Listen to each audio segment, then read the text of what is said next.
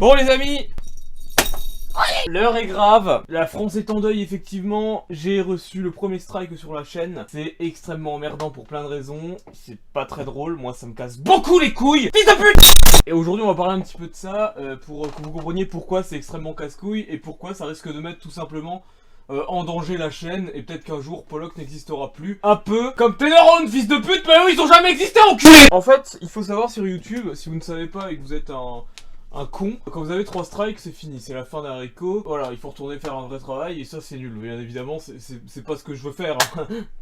Le truc c'est que là, bon bah j'ai eu un strike sur... j'ai une vidéo qui s'est fait striker, qui s'est fait retirer de YouTube carrément. Je ne sais pas si vous vous en souvenez, mais j'avais fait une parodie de WatchMojo français. C'était 10 choses étonnantes sur le Japon, un truc du genre. Et dedans j'avais fait une blague, mais genre c'était de l'humour clairement, enfin genre si tu prends ça au premier degré t'es vraiment le roi des cons quoi, désolé YouTube, mais j'ai déjà eu des vidéos qui se sont fait interdire dans le monde, mais celle-là c'est vrai que elle s'est fait vraiment retirer, et ça veut dire du coup que j'ai un strike, et si j'en ai 3 ma chaîne est delete. Là vous dites...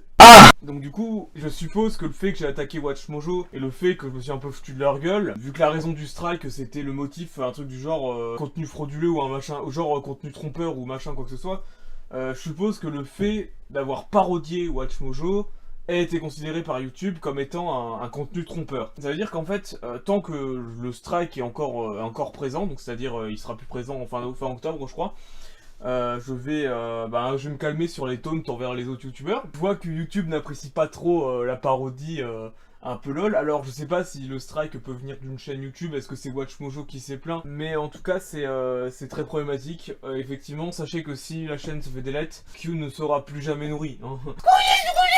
Ta gueule Q, tu sais très bien que ça marche comme ça. Tu crois que je te nourris avec mon argent? C'est seulement l'argent des abonnés Q.